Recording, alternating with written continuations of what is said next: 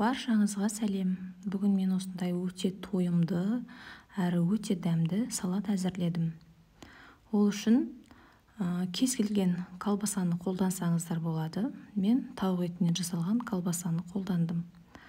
Оны тураған кезде тым қалың немесе майдалап турап жібермеңіздер.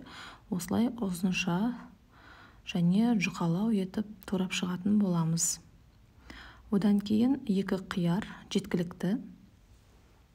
Осылай қиярды жақсылап жуып, тазалап алғаннан кейін әдемілеп ирек пышақтарымен формаға келтіріп турасаңыздар да болады.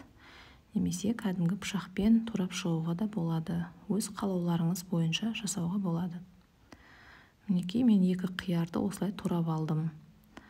Одан кейін 2 алма да жеткілікті.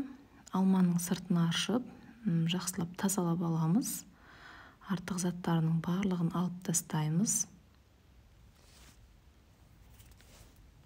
Алманы да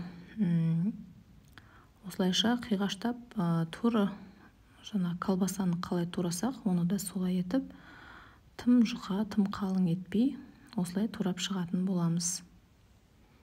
Алма біздің салатымызға өте керемет дәм береді. Сондай-ақ сыр қолданамыз. Осылай сырды алып, бұны да өздеріңіздің қалауларыңыз бойынша қоссаңыздар болады. Мен аз ғана мөлшерде алдым, және оны да солай жұқалау етіп, әдемілеп турап алатын боламыз. Келесі жұмыртқа. Мен 6 жұмыртқа қолдандым. Жұмыртқаны да осындай үлкен-үлкен етіп тураймыз. Майдалаудың ешқандай қажеті жоқ. 2 сарымсақ. Сарымсақты барынша майдалап тураған жөн, өйткені арасында бар екені білінбесін, тек қана дәмі шықса болғаны. Сонымен қатар тұздалған қияр. Тұздалған қиярды да осылай майдалап қосатын боламыз. Түптерінен тазалап аламыз міндетті түрде.